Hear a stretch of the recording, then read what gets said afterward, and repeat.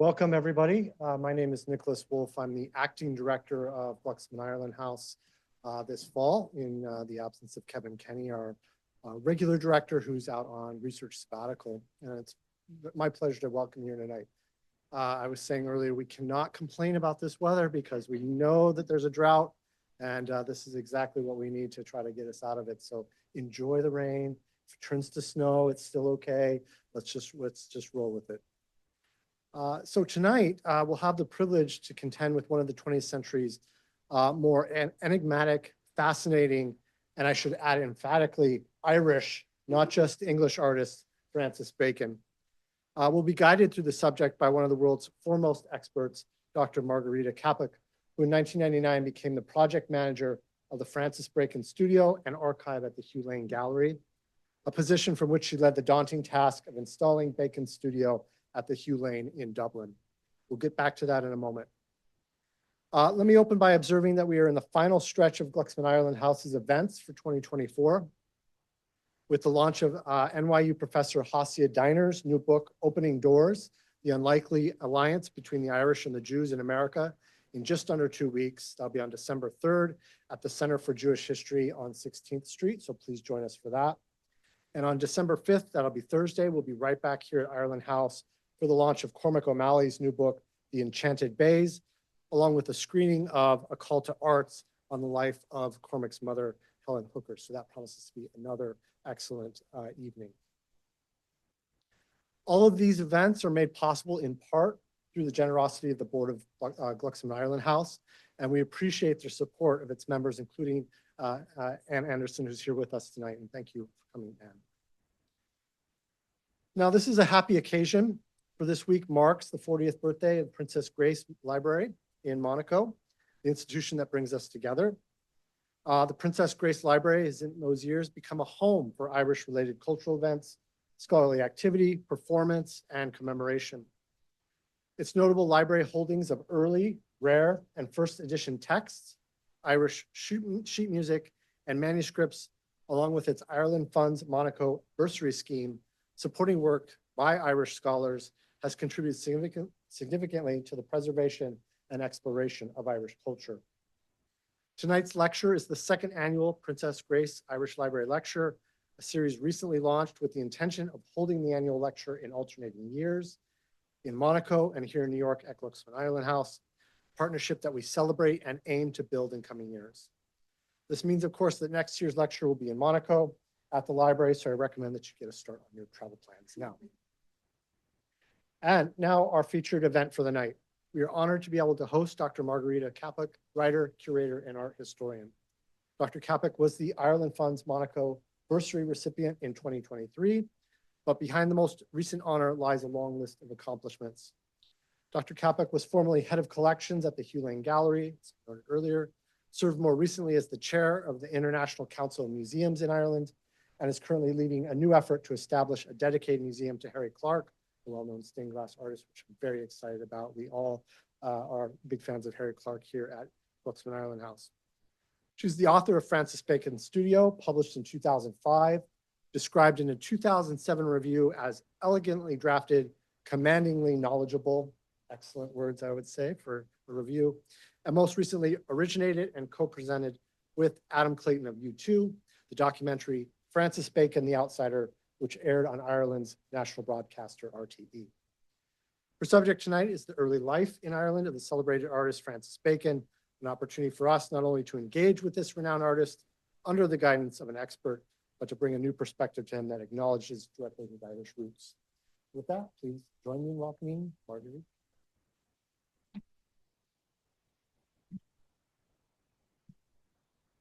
Thank you very much for that introduction, Nicholas, and ladies and gentlemen, distinguished guests. It's an honour to be here this evening, and I would like to thank Caroline Heaphy and Nicholas Wolf for inviting me to deliver the second Princess Grace Irish Library Lecture, and I would also like to thank Mary Elizabeth Lennon too for all her work behind the scenes. And thank you also to the Ireland Funds Monaco and Paula Farquharson, the director and the trustees of the Princess Grace Irish Library, who hosted me as writer in residence in Monaco in October 2023. So while I was in Monaco, I also worked at the MB Francis Bacon Art Foundation, which is in Monaco, which has over 3,500 items, including rare early works, furniture and archival material, and the most extensive collection of photographs of Francis Bacon. So it was a real privilege for me to carry out my work both in the foundation and at the Princess Grace Library. So I'm here this evening to talk about Francis Bacon. And Francis Bacon was born in Dublin on the 28th of October, 1909. And he was, of course, one of the most celebrated and important painters of the last century, and best known for his compelling and idiosyncratic approach to the human figure. And this is a photograph of Francis Bacon taken in his Rhys Muse studio, where he lived and worked from 1961 until his death in 1992. And it's taken by Henri Cartier-Bresson. It was this painting, this triptych, Three Studies for Figures at the Base of a Crucifixion, 1944, when it was exhibited in London in 1945, Francis Bacon instantly became the most controversial painter of the 20th century. And he really remained so until his death in Madrid on the 28th of April, 1992, at the age of 82.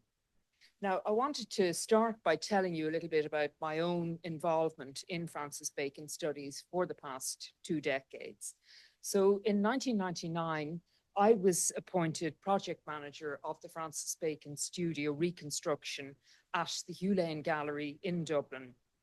And that involved the removal of Francis Bacon's last studio, which is this studio here at 7 Rhys Muse at South Kensington, the place where he'd lived and worked for 30 years until his death. And we removed the studio contents, transported them over to Dublin, documented the entire collection of 7,500 items, and then reconstructed the studio, and it opened to the public in 2001. And it's one of the main attractions in Dublin, certainly for cultural tourists. And these contents really yielded a lot of exciting new insights into Bacon's thought processes and working methods. And subsequently, I wrote a book on my findings and have been involved in several Bacon exhibitions worldwide and written on different aspects of Francis Bacon's work. And then in 2022, I made a documentary called on Francis Bacon called The Outsider, and that was for RTE, which is Ireland's national channel, and I co-presented that with Adam Clayton of U2, who was also an admirer of Francis Bacon. And the documentary focused on this little known aspect of Francis Bacon's life in Ireland, and a surprising connection between a trip that he made to Ireland when he had already left Ireland, which I'll talk about in a minute, and also a connection with Monaco. And that's what I want to talk about this evening. But firstly, I'd like to set the scene for you and give you a short overview of Francis Bacon's early life and his connection with Ireland. So Francis Bacon was born here at 63 Lower Baggot Street in Dublin 2. At the time, it was a sort of a private maternity nursing home. And he was born on the 28th of October, 1909. He was then, and we arranged later on to have this plaque put up to mark the fact that he was born there. And then he was baptized on the 14th of January 1910 at St. Patrick's Church of Ireland, Newbridge in County Kildare. Now, Bacon was the second of 5 children born to English parents, and these are his parents here. And they had settled in Ireland in 1904. They'd come over from England, and his father, but they had no Irish blood ties. So his father, his name was Anthony Edward. He was known as Eddie Bacon. He was a retired army major, and he determined then on a career as a breeder and a trainer of horses. And his decision to do so in Ireland was principally motivated by reasons of cost. And he had some knowledge of the land from his previous time in the army, because he actually had been stationed in County Cork and Buttevant when he was with the Durham Light Infantry. So he had a fondness for Ireland in that respect. And he also was very involved in equestrian pursuits from his time in the Durham Light Infantry, which was a mounted regiment, and then later on as a trainer of racehorses. And you can see here he is sheltering under an umbrella, and this is his horse, Repeater 2, is led in after winning a race, the Conningham Cup at Punchestown Racecourse in 1910. Now, it's interesting that that Bacon, and here's another one where he's leading out Red Ocean, and again, this is at Punchestown, and the jockey here is Francis Bacon's uncle, so it's his mother's brother, Leslie Loxley Firth, so he had moved over to Ireland as well, and the horse was trained by Bacon. Now, it's interesting just to point out that Francis Bacon always described his father as a failed racehorse trainer. He actually won the Grand National in 1911, so it was definitely not the case, and that is a pattern with Bacon where he's not a reliable, his statements are not reliable a lot of the time, certainly in terms of his family. And this is his mother. This is Francis Bacon with his mother. His mother was, her name was Christina Winifred Loxley Firth, and she came from a Sheffield family who had established their fortune in steel and also in artillery as well, actually. Now, her family didn't have the same ancestral pedigree as the Bacons, because the Bacons were collateral descendants of the Elizabethan philosopher and statesman Francis Bacon, but she was considerably younger and much wealthier than her husband. And this became sort of a source of tension in the marriage. But as I said, the move to Ireland was a family affair because Francis Bacon's grandmother, who was also called Winifred, so this lady's mother, moved over too, and she moved with her second husband, and also Leslie Loxley Firth, who was her other son, who was a very talented amateur jockey, and another son as well moved over. And they just became completely immersed in hunting and equestrian pursuits. And of course, that suited them to be based in Ireland. So they moved around between various country houses, large country houses in County Laois and County Kildare, and then they would have shorter stays back in England. But the family's first residence was in Ireland was Cannycourt House, which was near the Curragh in County Kildare, which was an area that was renowned for its horse breeding and racing, and also there was a large army contingent based in the Curragh as well. And from 1909 to 1915, Bacon lived at Cannycourt in Kilcullen, County Kildare. And it was a very large, sprawling house and farm, and there were many, many animals, and very a large house, but not particularly ornate. And Bacon described his home life at that time as fairly kind of chilly and quite fraught. His father, he was described as a very belligerent and argumentative man. This is what he described him as. And his mother was a gregarious hostess who enjoyed parties, cooking, and playing tennis, but was quite inclined to self-absorption. And this is another image of Francis Bacon with his mother, aged just 4 years of age. And I actually had the pleasure of meeting one of Bacon's siblings, who has since passed away, Ianthe Bacon. And she said that about her mother, that her mother was interested. She was very sociable, very different to the father. So whereas she loved socializing, going to tennis parties and everything, he was not as interested. The other thing about Bacon is that at a very early age, he developed chronic asthma, and that was really a lifelong affliction for him. And it also hampered any efforts at country pursuits, and he feels diminished him in the eyes of his father because he had an allergy, obviously, to horsehair and to dogs and everything. But he actually became very close. This is Winifred Bacon here again with Francis and his younger brother Edward here. Sitting at this photograph was taken in Ireland as well. But Francis became very, very close to this woman here on the right-hand side, and this was his maternal grandmother, also called Winifred. And her name is Winifred Margaret Supple. This is her third husband. She divorced the second husband and remarried in a Church of Ireland, which was very unusual that she would have been permitted to do so. But she was really independent woman, and Bacon adored her. And she was always known then from then on as Granny Supple, because Supple was her third husband's name. And they lived in Farmley near Abbey Leaks, which was her house. But the Bacons actually lived there. Lived there as well for a time. So this is Farmley. The house was actually demolished, unfortunately, in 1958. But there was Granny's house, and Bacon spent extensive periods of time there. And he actually said it was a lovely house that I'll just show you actually the plans of the house. It had these beautiful bow-ended rooms, and these were actually echoed then in Bacon, the backdrop of Bacon's paintings. And he said himself, Farmley was a beautiful house where the rooms at the back were all curved. And I suppose one never knows about these things, but perhaps this may be one of the reasons why I have used the curved backgrounds in triptychs. And this is a work that's in New York. Unfortunately, it's not on display at the moment because I was in the Guggenheim yesterday. But you'll notice the curved backgrounds, which were inspired by that house, Farmley, in Ireland. And he also was very close, aside from being very close to his grandmother, he was also very close to this woman here. And this is Jessie Lightfoot.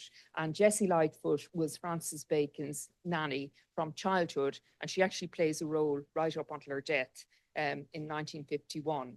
And I'll be talking more about her. But she was a woman from Cornwall who moved over as a nanny with the family to Ireland and was devoted to the children. And this is Ianthe Bacon in the pram. And Ianthe is the sibling who, as I said, I had the pleasure of meeting. And Jessie Lightfoot joined the family as a nurse and domestic servant in Cannycourt in 1911. And she really became this vital emotional support for Bacon and practical right through his adult life until her death. Now, the family uprooted during the First World War, and the family uprooted during the First World War because Eddie Bacon had to move back because he had to play a part. Now, he was too old to rejoin the army, but he worked in administration in the War Office. And then they returned back to Ireland, but they returned to an Ireland really that had fundamentally changed after that because of the fact that the 1916 Rising had taken place, and then you had the subsequent War of Independence and the Civil War. So this really cast a shadow of violence over the countryside, particularly for Protestant gentry like the Bacon family. But they were undeterred and they moved back and they moved into this house in 1920. And this is Straffan Lodge in County Kildare, which Francis Bacon's father bought, but then 9 months later, he sold it back to his mother-in-law. And there seemed to be an awful lot of chopping and changing with houses going on at that time between moving into Farmley, moving out, and then Straffan. But I have kind of established what the chronology was. He sold it back to her after the death of her third husband, Kerry Supple, who you saw in the earlier photo there. And Kerry Supple was he was head of the Royal Irish Constabulary and was for County Kildare. So he was a target for the IRA. And the young Francis Bacon had a very, very frightening experience of being ambushed with Kerry Supple one evening on their way home and having to abandon the car and flee across the fields and take refuge in a big house. And there were various other violent incidents that happened eventually that led to Kerry Supple moving over to the UK, and he died he left the country in 1921 and he died then later in 1921. And yet Bacon's grandmother returned, even after his death, she returned to Ireland. I mean, reading between the lines, the man had a nervous breakdown from some of the things that he witnessed and died.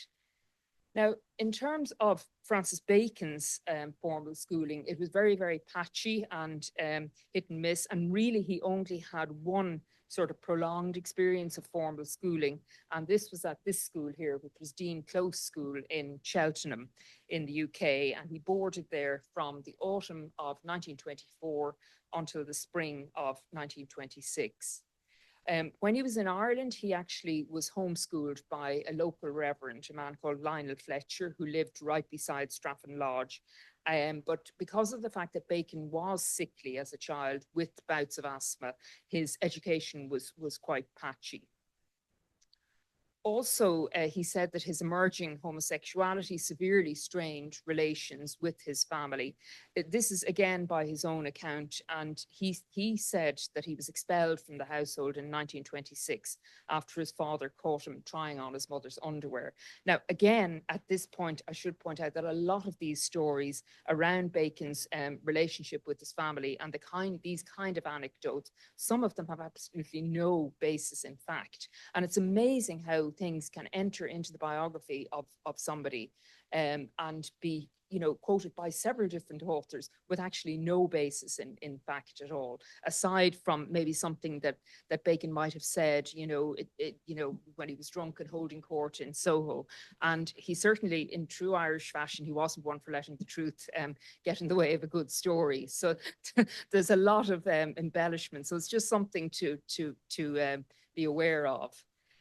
But we do know that in 1926, the 16-year-old Bacon went to London with no clear idea really of what he wanted to do.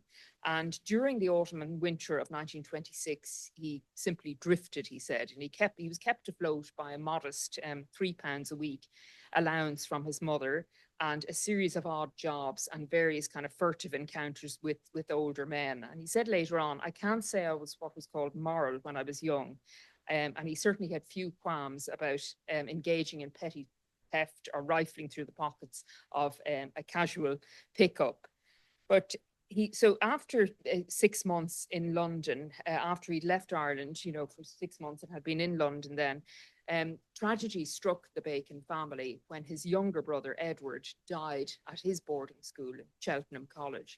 And he died from complications from measles and pneumonia. And he was only 12 years of age. Bacon returned from Ireland for the funeral, and Edward Bacon is buried in the cemetery at Strafford Parish Church beside Strafford Lodge. And Bacon rarely spoke about his brother's death, which must have been very traumatic for him. But he did say that it was the only time that he saw his father show any emotion. And also around this time, Bacon struggled with and lost his religious faith, although he never linked this directly with his brother's death, but it was certainly around that time. Now, Bacon's father then made one final attempt to influence his son's life, and it was exceedingly inept because he arranged for Francis to accompany a friend and relative on his wife's side, a certain man called Cecil Harcourt Smith, on a trip to Berlin in the spring of 1927.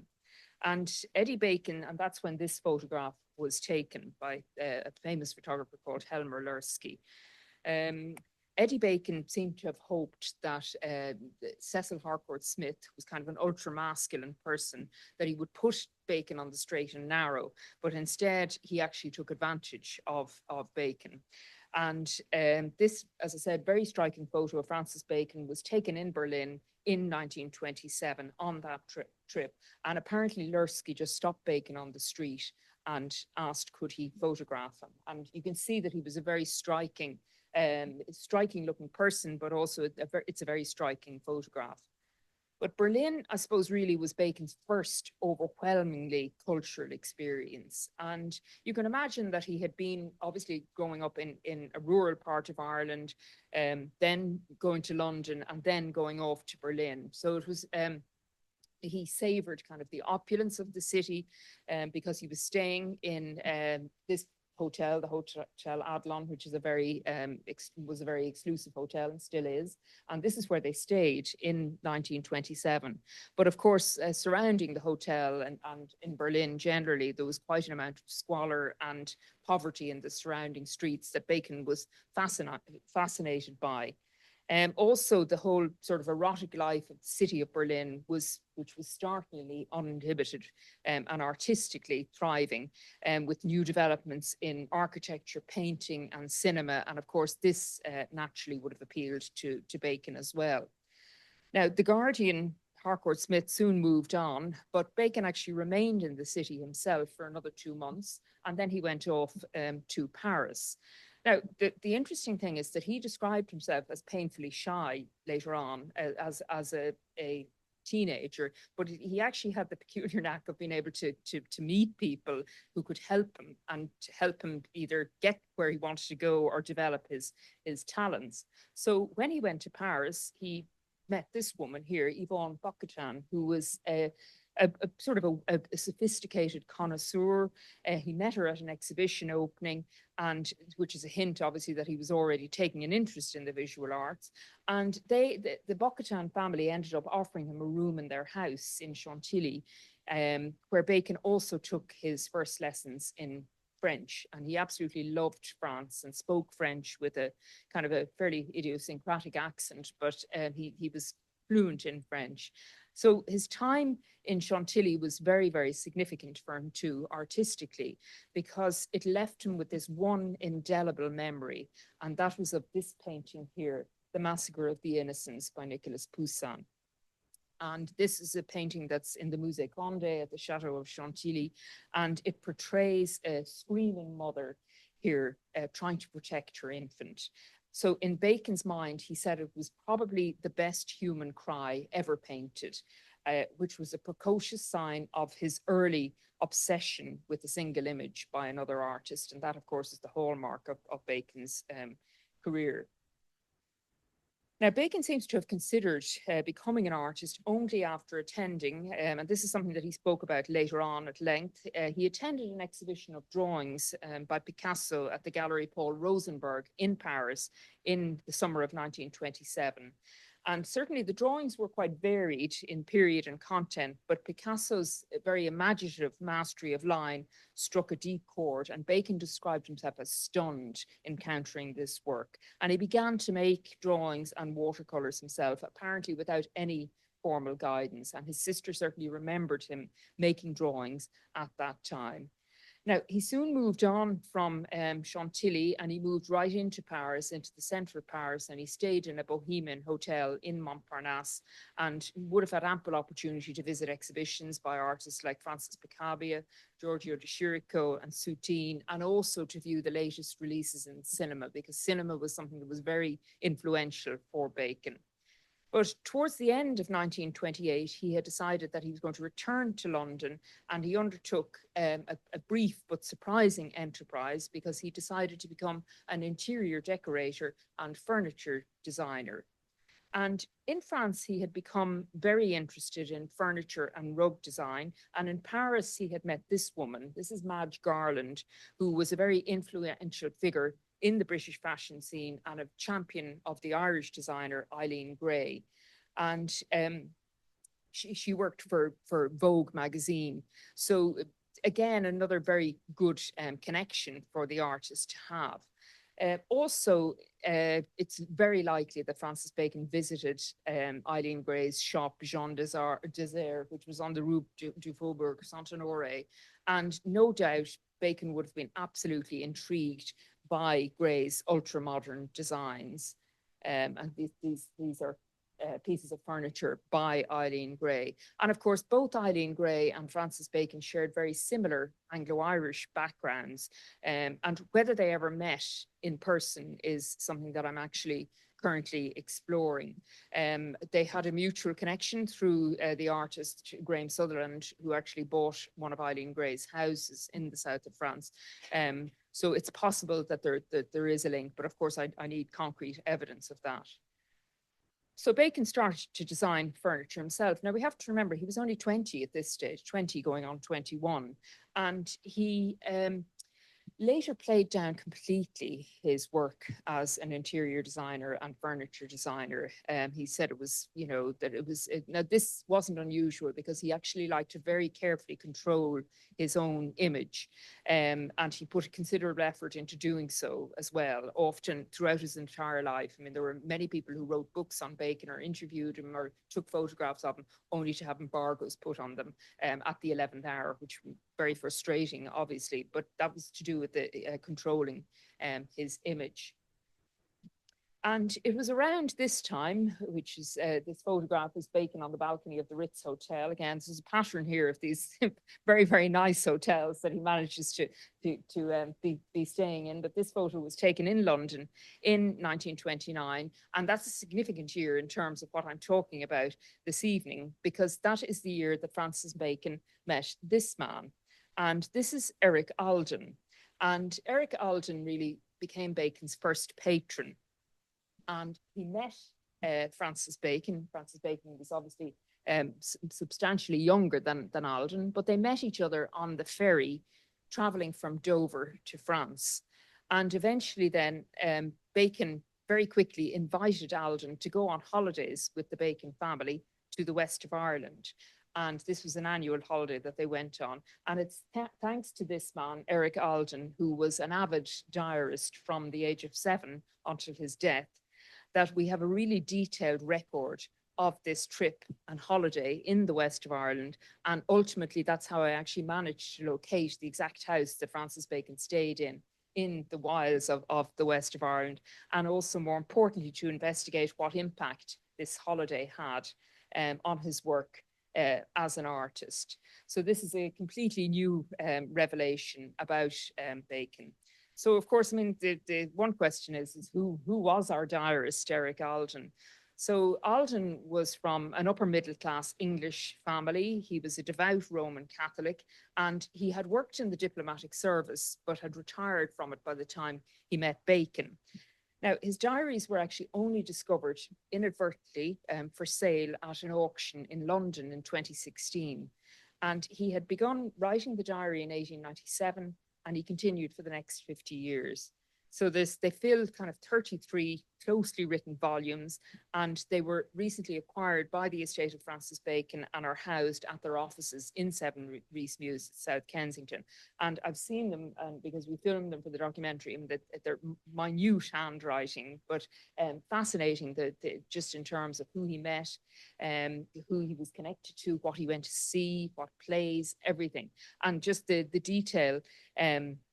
So the sections that refer to Bacon are from 1929, and then there's the last reference to Bacon in 1946. So Alden's diary entry from the 15th of July, 1929, notes that he had met this young man on the ferry going, and I quote him, he says, he told me he was starting a shop in London for ultra-modern furniture and was going to Paris to purchase samples. His name was Francis Bacon, and he had big, childish, pale blue eyes. And then 2 weeks later, then he is back in London. Alden is back in London, and he says that about Bacon, he seems quite taken with him. He says he's very young, only 19, and has a most original mind, intensely modern and futurist in art. He designs very odd-looking furniture and rugs, and has just furnished someone's yacht. Now, I'm still on the track of trying to establish whose yacht it was he furnished, and it's not easy, but hopefully maybe it will come to light. But so evidently they had met, they bumped into each other on the ferry, they started chatting, and they arranged to meet up then when they both returned to London. And on the 31st of July, he calls in to see Bacon in London and had dinner with them. And guess who's there as well? So Nanny, so Jessie Lightfoot is also there living with Bacon at the time. And she was sent out for the food for the dinner. So they had melon, fried plaice, and a cold chicken with a bottle of white wine. And Alden says then, I like the boy who is extremely intelligent, but he has the complexion of a girl with big blue eyes and long lashes. He's really too pretty for a boy, and his ways are rather effeminate. His people live in Ireland, County Kildare, and he told me that when he was 16, he ran away to Paris, but was brought back, though soon after he was permitted to return there.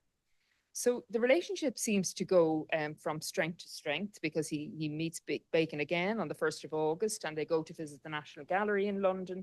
And then they went off to a wholesale suppliers for material for Bacon's furniture designs.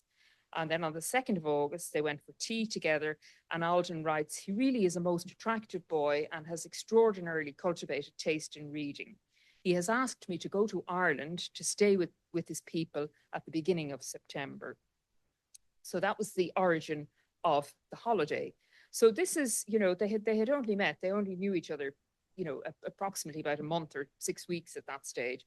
So on the 31st of August, the pair of them depart from London to travel to Ireland for a holiday with the Bacon family.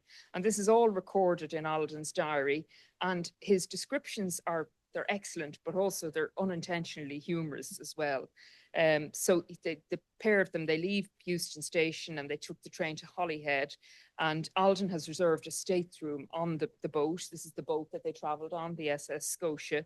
And the reason he did that was because it was very crowded and rather rough, as he said.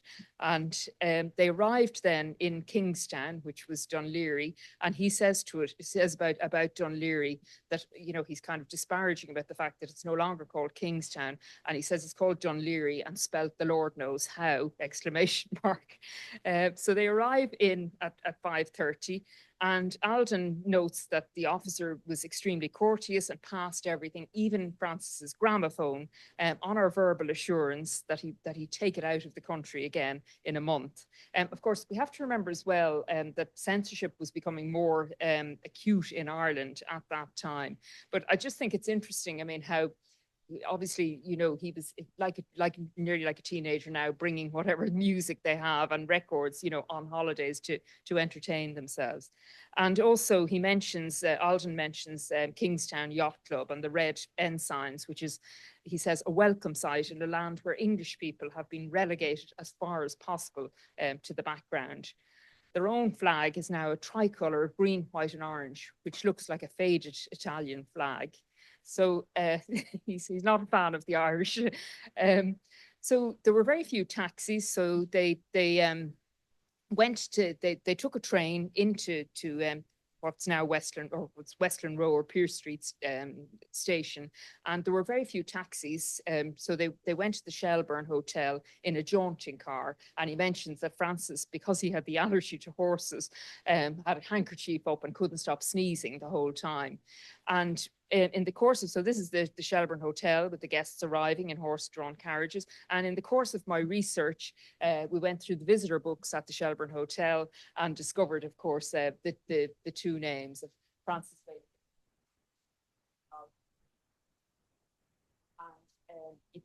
They had rooms on the 5th floor they took 2 rooms on the 5th floor with a view over the city and up the bay to Kingstown. It's a view that's obviously gone nowadays because of the amount of buildings. And that evening they have dinner at Jamet's, which was a restaurant in Dublin, was the most exclusive restaurant in Dublin and known in Europe as well. And again, he lists everything they ate. They had pea soup, tomato omelette and grouse, and then they retired to bed before 10 p.m.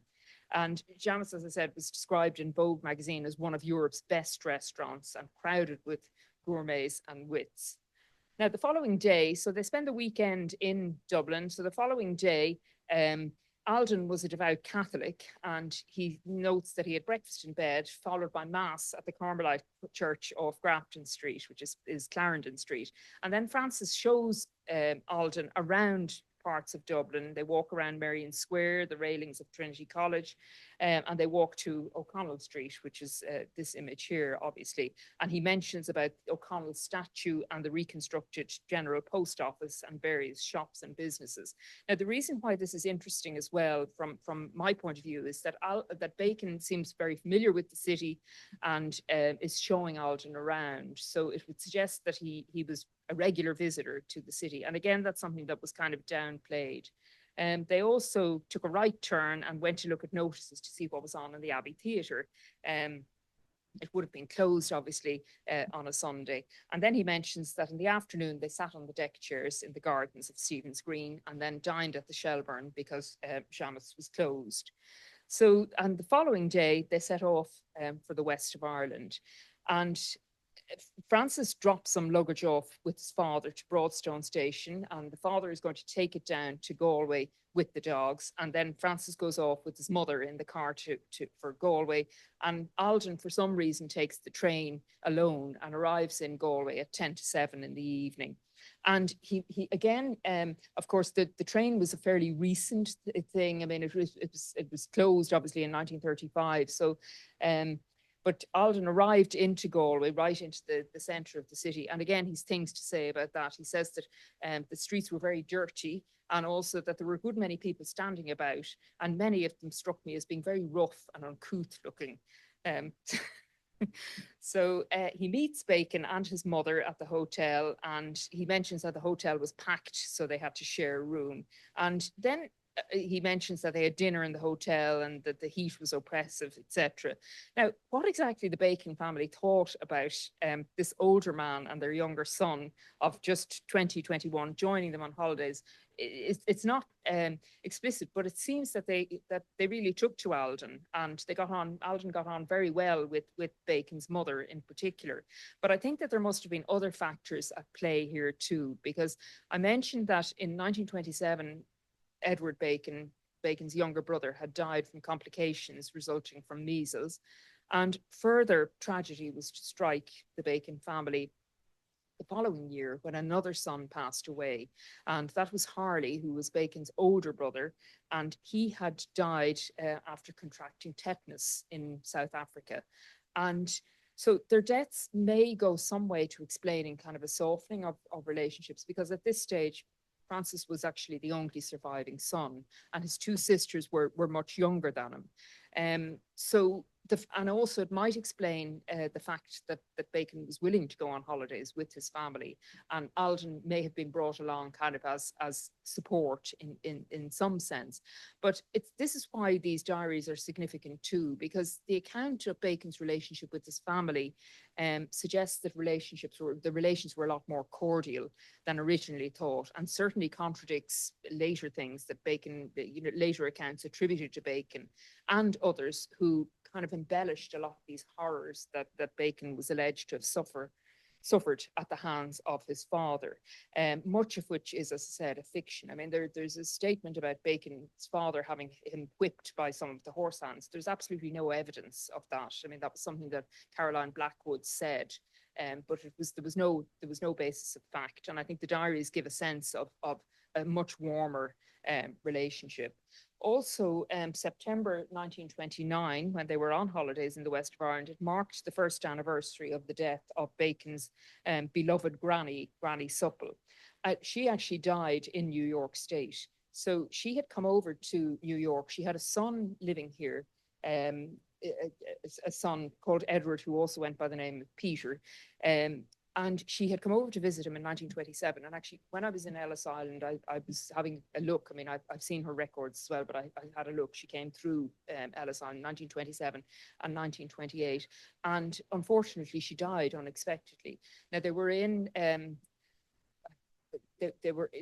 Syracuse. Is that, yeah, so that's where they were, and that's where she is buried. So she was buried here in New York, and that of course must have affected Bacon as well, because and it was only her first anniversary, and also Bacon's mother, who was very close to her own mother.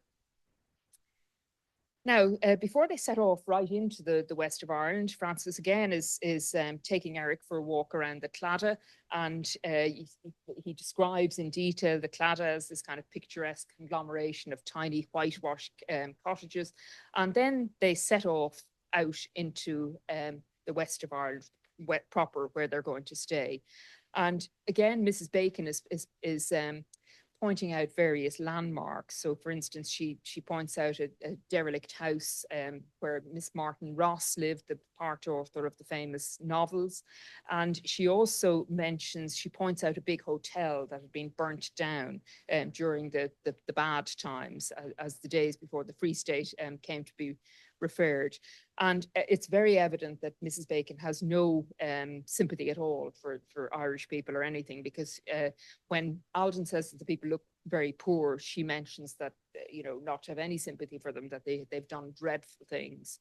And then he describes in detail passing the Clifton Road and passing Lough Ina, and he mentions how beautiful the scenery is. And of course, much of it is unchanged today. And then they also pass Kylemore Abbey as well. And the Bacon family and the two younger girls and a governess are actually staying near Kylemore Abbey. So they're staying at a place called Bunnabahi Lodge, which is near Letterfrack. And Francis and Alden, another cottage has been found for them about 6 miles away in Tully.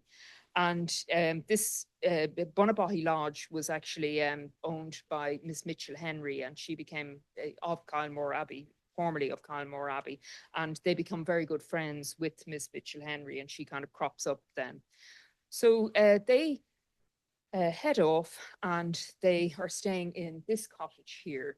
And their cottage is a mile beyond the village of Tully and about 100 yards, he says, from the hamlet of Renville.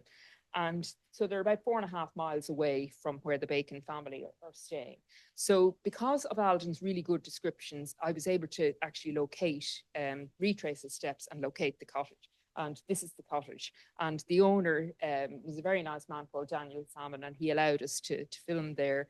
And it was just so exciting. And I mean, the door is the same door that there are a lot of, and the interior doors are the same. It was absolutely freezing cold. And we actually filmed, when we were filming the documentary, we were filming in September, which was exactly the same time of year as Bacon and Alden had been staying there. So anyway, they arrive at this cottage, and a local lady called Mrs. Grady has been enlisted to look after them and cook for them. And the cottage had been built by this man called Patrick Heanue. He was a local man who came to light the fire, and he brought provisions for them as well. But from the outset, it becomes apparent that the accommodation wasn't quite what Alden was used to. And here you have the cottage. This is just some images. This is view out the front door of the cottage. Absolutely beautiful scenery.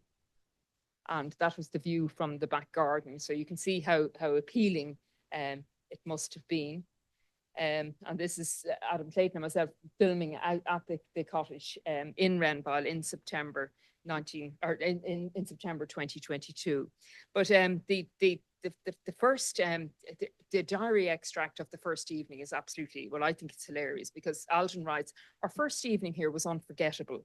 We had a very nice little dinner and retired to bed at 10:30. As soon as we got into our beds, we discovered that they were really damp. So we decided it was impossible to sleep in them.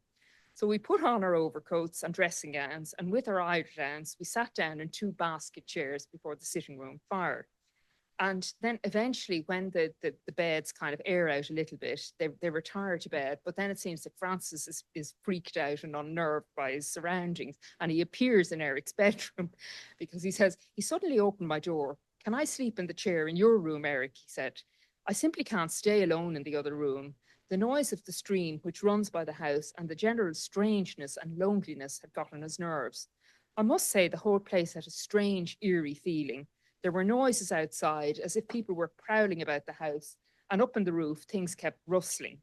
And also, I mean, it's worth pointing out that maybe Bacon was a bit spooked from his own experiences of living in Strafford during the War of Independence and the Civil War, and that encounter that he had. But Eric then goes on to write that he persuaded Francis to return to his own bedroom. And perhaps this was maybe because Mrs. Grady, who'd been hired to housekeep for them, was also staying in the cottage. And the cottage is not big. And also she had her daughter in tow as well. So there were the 4 of them in the house. And apparently the rumpus of the previous evening isn't lost on Mrs. Grady, who inquires pointedly if everything was okay during the night. And it's evident that Mrs. Grady and her daughter are getting on their nerves and definitely cramping their styles. So Eric and Francis complain to Mrs. Bacon, who in turn said that she didn't want to be feeding 2 people instead of 1, Mrs. Grady and the daughter. It was supposed to be only Mrs. Grady. So a day later, she's dispensed with, and Nanny Lightfoot is sent for from London. And she is to travel to the west of Ireland to look after Francis and Eric. As I said, I mean, this anecdotal account of the holiday, it's very entertaining and interesting, but it's also really valuable in terms of an insight, because one of the crucial things that Alden mentions in his diary entry of Thursday, the 5th of September, is he mentions that Francis has set up a studio in the house. And that's something totally new. And he said that he set it up beside the bathroom, where he remains mostly inside working. And this is the room that Bacon set up as a studio. And it actually hasn't changed very significantly from the time that Bacon was there. Also, what's significant too is that the friendliness and regularity with which they're engaging with the Bacon family. I mean, they're mentioning going for lunch to Bunnabahi Lodge, where the Major and his wife are staying. Also, Francis's culinary skills are much remarked on too. And Francis's mother was a very good cook, but Alden mentions that Francis cooked a lunch for him, cold lobster and mayonnaise, and he was very impressed. And they're traveling around, enjoying the various sites. They go for picnics with the Bacon family, and they go to beautiful scenery nearby. So, for example, Renville Castle. And again, you know, they're mentioning sort of things like the fact that Renville House, again, had been burned down. It's at that time.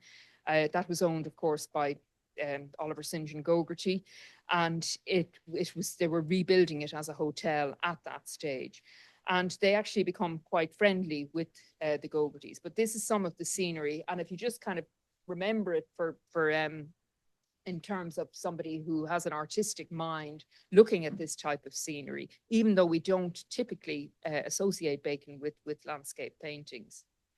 And again, as I said, this is the kind of thing. So anyway, on the 7th of September, Nanny Lightfoot arrives in the west of Ireland. She's collected from the train station in Clifton by Francis and Mrs. Bacon. The other interesting thing is that Francis is driving all over the place. And he was never known for driving. I mean, he certainly never drove in London or in France. I mean, there's no reference to him in a car.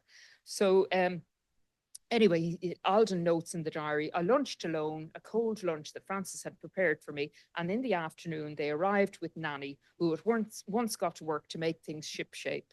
This evening, as we sat before the turf fire after dinner, Francis remarked that at last the place felt calm and peaceful. And as I said, Nanny Lightfoot actually was to become, she remained living with Bacon for the rest of her life, until he was an adult. I mean, he was a 40-year-old man when 42 when she died. She went to Monaco with them. Here's her carte de séjour for Monaco.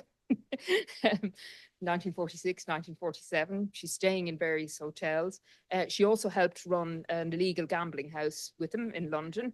She took the money at the door, and apparently she was blind as a bat, so she couldn't see what she was doing. But anyway, and she also placed ads in newspapers, for him to meet older men, rich men.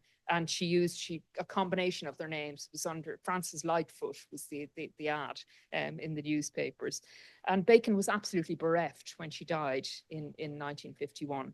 So anyway, the three of them are now established in the cottage. And meanwhile, Alden, who, as I said, was a devout Catholic, he's a regular mass goer at Tully Church, which is a mile up the hill. And in his diary entry for Sunday, the 8th of September, he mentions about going to mass, and no sooner is he back at the house when Mrs. Oliver St. John Gogarty calls to the cottage with her wife, with her son and daughter, to invite Eric Alden and Bacon to fish on their lake. And they have an island on the lake, which is Heather Island. And this is Heather Island here. And again, Alden's description of Mrs. Gogarty's visit is interesting because, again, it refers to Bacon painting. He says, hardly had I got in from mass when a lady and her son and her daughter appeared at the front door. I went to earth in my bedroom, and Nanny hauled Francis out of the room by the bathroom, which he's turned into a studio, and he went to the door, palette in hand, and received an invitation for him and his friend from the lady, Mrs. Gogarty, to fish tomorrow on their lake. So as I said, this again is crucial new information. It tells us that Francis Bacon was painting in the west of Ireland at the age of 19, something entirely new. And the question, of course, is what was he painting? And I'm going to lead on to that very shortly. So here's this was just some of the shots of when we were filming at Heather Island. And again, I mean, it's interesting, you know, that Senator Gogarty wasn't there when they called, but the elder son rows them back and forth to the lake. And apparently, it's interesting again, the sons were obviously, some of the visitors on the island weren't expecting these visitors, and they were sunbathing and had their shirts off. So that caused kind of consternation. But they have got quite friendly with the Gogartys. And here's a photo of the Gogarty family, including Noel Gogarty and Dermot Gogarty, who he refers to in the diaries. This was from 1924. So they're obviously enjoying their time. And some of the places that they visit are places like this, the Coral Strand. Now, one of the things, the theme in the diary is the weather and the deteriorating weather and the wind whistling through the cottage, that is kind of getting on their nerves at that time. But Alden kind of gives this great sort of detail in terms of who they met, and also, as I said, you know, where they went to. And they went here to Coral Strand. This was on the 20th of September, and they had a picnic. But he says that both of them actually wished that they were back at home again. And then Alden has spent 3 weeks with the Bacon family, and he feels that he is going to head back to London in advance of Bacon. And he says that himself and Frances have got to know each other much better and have stood the test. And he's amazed that that at only 19 years of age, Frances should have such a vivid interest in such intricate and abstruse studies. He's very impressed with the book collection. So not only did he bring his gramophone, he also brought a collection of books, reading material with them, and presumably, and then he mentions that how he admires that the fact that he's able to drive, he's able to cook, his drawing and painting in his own peculiar modern style are very interesting and clever. And he also remarks that he can't see how Francis has derived any of his characteristics from his parents. He says he likes his mother, but the mother is anxious to understand him and sympathize with him in his aims and achievements, but she's overshadowed by her husband. And he describes Mr. Bacon or Major Bacon as selfish, and all he thinks about is his own pleasure. But he was interested in horses, shooting, fishing, and he was on his holiday. So, I mean, that's what he was engaged in. So Francis drives him to Clifton to get the train, and tells Alden that he'll be terribly lonely without him in the cottage. And his 2 younger sisters move in to stay with him there for the rest of the holiday. And Alden returns to Dublin, spends 2 more days there, and goes to the Abbey Theatre because he was an avid theatre goer. But he arrives back in London on the 28th of September, and he receives a letter from Francis. And the letter says, I have the quote here. So it's last night I walked down to the sea. It was so calm and beautiful. I cannot stay here in the big room as the twilight falls. The hills seem to press down into the room to fill it with some primeval despair. Trees grow lecherously into the walls, and the sea creeps slowly across the floor. And then night comes down, the curtains are drawn, and once again my mind becomes normal. Eric, there is a strange melancholy about the twilight. You too, I'm sure, have felt it, the time when the sinister Dionysian state of nature predominates most. Fairly elaborate now for a 19, 20-year-old in a letter. But by the time of their stay in Renville together had ended, Alden is very, very taken with Bacon. He's taken with his focused mind and also his determination. And he went on to become his first patron, which again is significant. So he returns to London ahead of Bacon, and back in London, he begins to look for rooms for them to move in together to share. In the November, because Bacon had to leave his own flat at that time. And on the 8th of October, they were reunited, and Alden immediately noticed the rugs that Bacon had designed as they had arrived from Wilton's, the rug makers, at that time.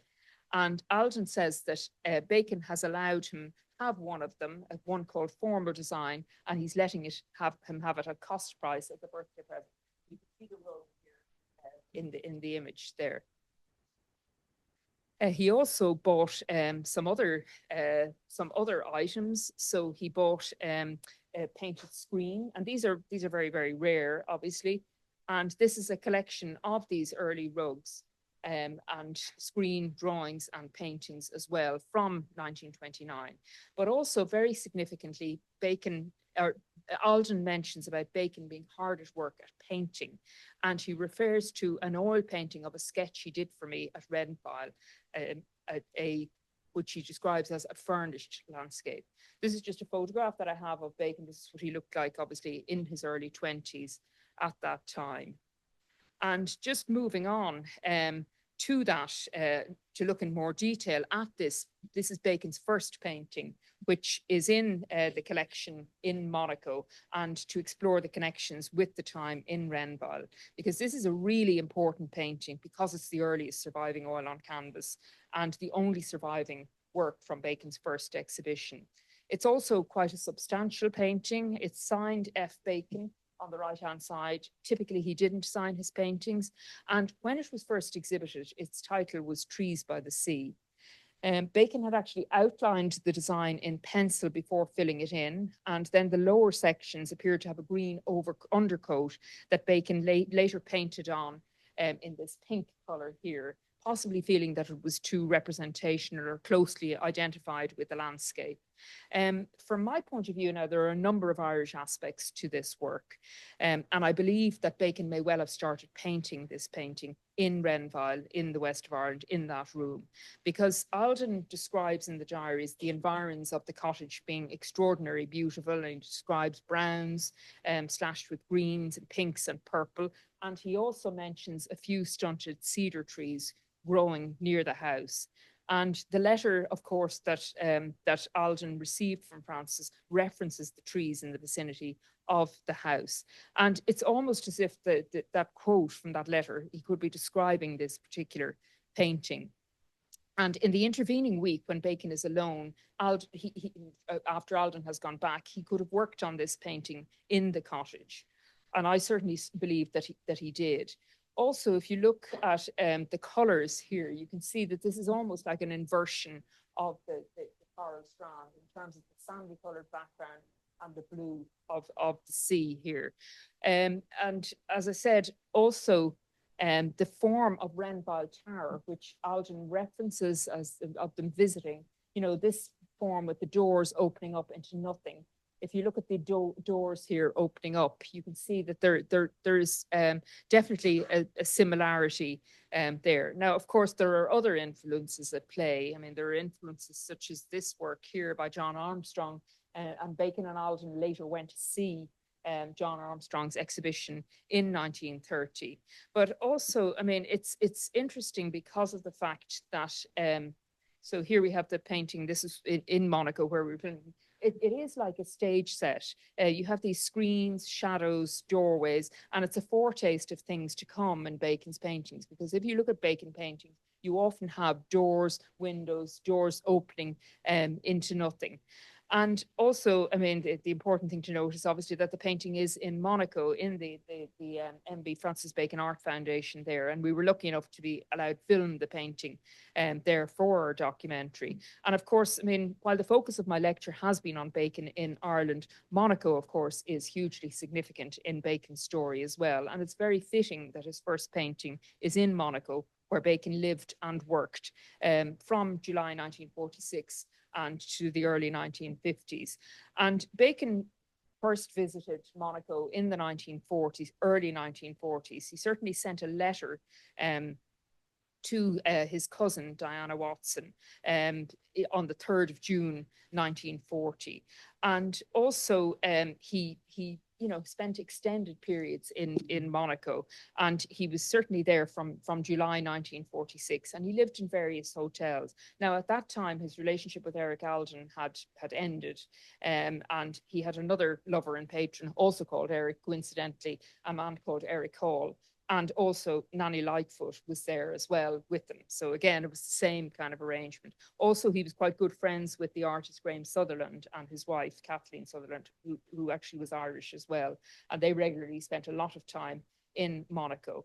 Now, of course, the attraction for Monaco was the casino, naturally, and the casino and also the Mediterranean landscape and the invigorating sea air, which was beneficial for his asthma. But he actually produced quite a number of paintings in Monaco, including the Pope series, which were started in Monaco. And he said it was very good for pictures falling kind of ready-made into his mind. So he embarked on the paper figures there and also the head series. And he returned to the Principality on several occasions. Here he is in Monaco, often with French friends and sometimes with himself. This is a photograph taken by Eddie Batache.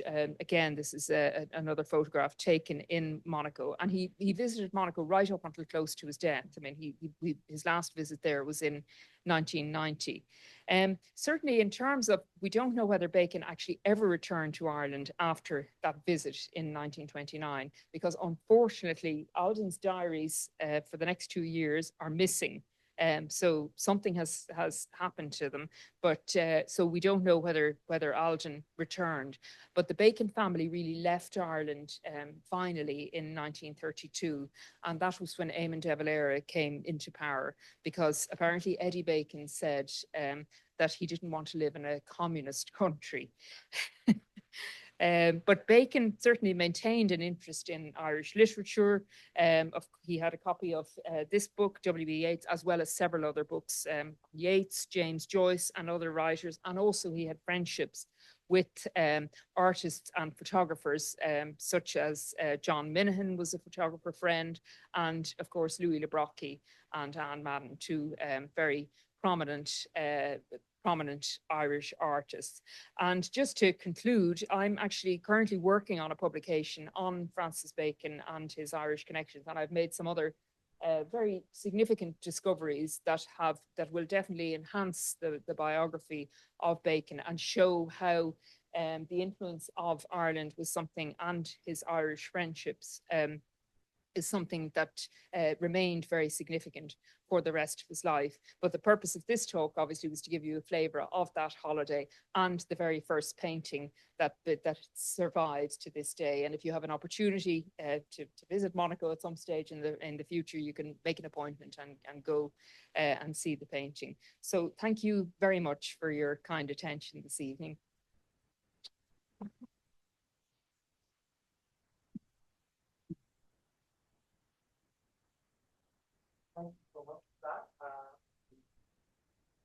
Yeah, sure. Yeah, yeah, absolutely.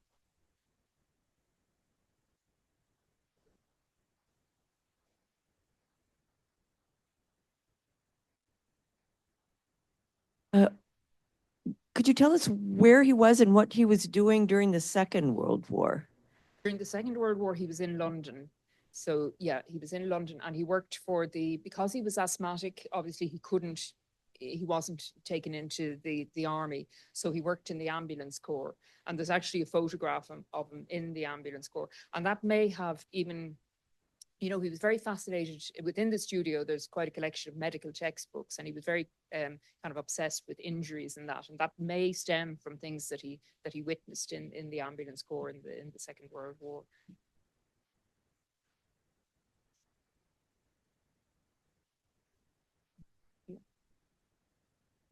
Just speak to us a little bit about the change in his style from this early painting, which is just fascinating to see because it's absolutely not what we associate with Bacon. And I'm just wondering if you could speak about the medium, about his form of expression, and your understanding, given your extensive knowledge, of his transition from those early paintings to what we associate as Bacon. Yeah. I mean, that early painting, I don't think anybody, except for the fact that it's signed FA, I don't think anybody would recognize that as a Francis Bacon painting, because it's, I mean, he's borrowing from other artists like Chirico and that. But his style changed. I mean, Bacon had no formal training as an artist, so there was quite an amount of learning from other artists. So he learned from, for instance, Roy de Maistre was an Australian painter, so he learned about techniques and that from him. Also, Graham Sutherland, he learned a lot from him. And of course, Graham Sutherland did paintings of crucifixions as well. So yeah, Bacon's style he went through periods of not painting for a while. He went through periods of destroying works. So obviously, I mean, the series of paintings that we associate with Bacon are the Head series, which he started in the 1940s. Of course, 3 Studies for Figures at the Base of Crucifixion, which was obviously a very, very significant painting with that sort of hot orange and these semi sort of animal type figures, very influenced by Picasso. And then his palette changed then in the late 40s and became a lot darker, a lot of grays. So a lot of the Head series are quite gray. And then of course the Papal series are the ones that are the iconic ones. An interesting thing about Bacon as well is in terms of his work, Bacon liked to paint on unprimed canvas. So so if the canvas isn't primed, obviously it's, so you know yourself, Albert, that it's as an artist that it's very difficult to make changes on it. And he discovered that purely by chance. When he was in Monaco, he ran out of money. He had been gambling and he'd lost all his money and he had no canvas left. So he had a painting completed, so he turned it around and decided to paint on the back. And after that, he decided that he liked that texture of that unprimed canvas, and that's what he used. He had all his canvases prepared like that. And then, of course, I mean, the other major series are, the triptychs that he did. I mean, for somebody who wasn't religious, he made the triptych his own, and the human figure, which was, I mean, throughout the 70s and 80s, he was looking mainly at people that he was involved with. So Bacon didn't really paint portraits of people that he wasn't connected with. So they're very close. So they're either lovers like George Dyer, Peter Lacey, close friends like Henrietta Moraes. So commissioned portrait, like for instance, Mick Jagger. There's a portrait that he did of Mick Jagger that's not particularly good because obviously he didn't know Mick Jagger as well as he knew all the other other individuals. And then obviously the human figure in motion is something that he really made his own. Also, I mean, he didn't paint from life after he kind of eliminated the figure from life. He found it inhibiting. And he had an experience with, he did a portrait of Cecil Beaton, the photographer, and Beaton said he made him look like he had elephantitis. And he just felt, that he couldn't have a sitter in the studio with him. So there's a lot of photographs in the studio that he would have used as kind of aid memoir or manipulated the photographs. So his work was very dependent on photography, particularly photographs taken by a man called John Deacon. And that put him kind of in a compromising position in terms of his reliance on another person's art. And he was quite nasty actually about John Deacon and about his photographs later on. So yeah, I mean, his style changed very significantly from that kind of painting. It's such a rare work, and the fact that it's his first painting and originated, I believe, in the West, and the owner of the painting believes as well that it may have been, it was started there, because it certainly looks like a furnished landscape. I have two questions. First one is, what did Alden do for work? Or was he independently wealthy?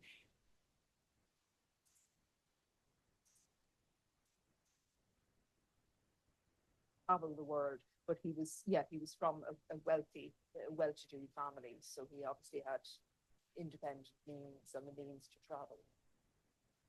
I know his studio is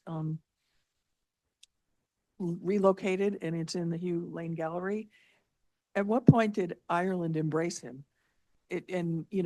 Allowed him, since he was really so based in England and other parts of Europe? By a man called John Edwards, who has since passed away. And John Edwards was really Bacon's companion for the last couple of decades of his life. They weren't, they didn't have a relationship, but he traveled with him, and John Edwards had his own partner. But so Bacon left everything to John Edwards, and it was John Edwards who presented it to the city of Dublin. And yeah, I mean, I think, I suppose Irish people aren't as, we're not as we don't always claim people in the way that sometimes Irish people are claimed, you know, as British, you know. And so I would always have said, you know, that he was a British artist who had grown up in Ireland. But the more involved in the research that I've you know, the more kind of engrossed in it I've become. I realized there's a huge amount of Ireland in Bacon, and there's a lot of very significant things in his work that owe a debt to his childhood. But yeah, I mean, I think you know, Bacon is an artist who's loved by and revered by artists as well as, and I think, and it's the same in Ireland. I mean, he is. He has been fully embraced. It's very, very popular. The studio is popular. A lot of people know about it, are proud of it.